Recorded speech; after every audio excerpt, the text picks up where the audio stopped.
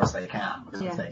And there are even a lot of companies that help these startups, or kind of hot housing startups, and to even get to network with this type of company would be good, because it could mean getting in with a company that needs EMA submissions for a new product, and getting in with them on ground level and helping them through that process. It's a good opportunity.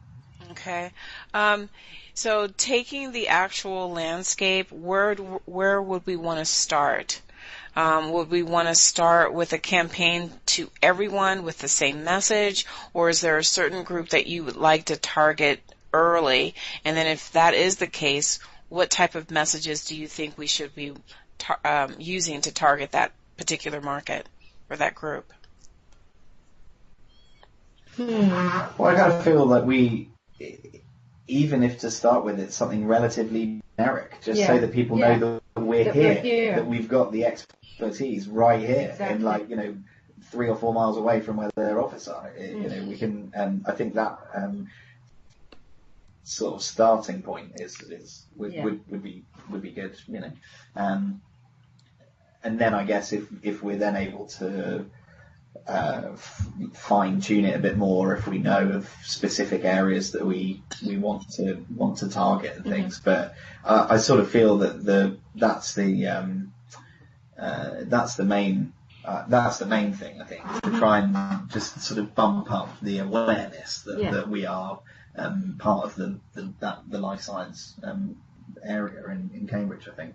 All right. If there is, maybe 2 or 3 areas of expertise you'd like us to focus on in our messaging, what would they be? Would it be, translation memory? Would it be linguistic validation? Would it be clinical research? I think of us having maybe 11 different areas or different services that we offer in language services overall.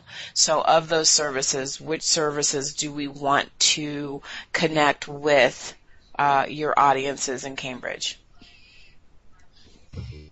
I think linguistic validation is a good one, with it's a good buzzword, and I think quality. With R&D being here, a lot of clinical activity is probably going on, so that's a good one.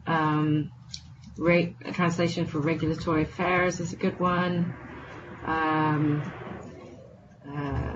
Translation memory as a service, that's actually part of services for a lot of different areas. So, I don't know how to position that independently of everything else. All right, so I'm going to share my screen with you so we can look at all of our other offerings.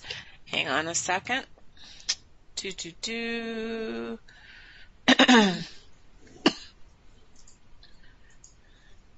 it would be good to say, hey, we're here, but it would be also great for us to take maybe, a few areas of focus and really target those, instead of saying that we're all inclusive, everything to everyone, and we offer all, it's just, if we get more targeted to our offering, and then focus on those in your audience. But on the other hand, maybe your audience needs to know everything that we do.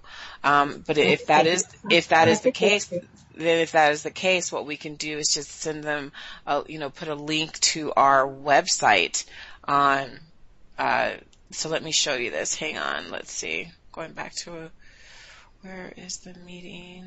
Here we go. I'm thinking of startups, for example. They'll need everything. They'll need, they need all services in order to, Sorry, I had muted myself. Were you talking? But on startups, typically they have no translation budget. No.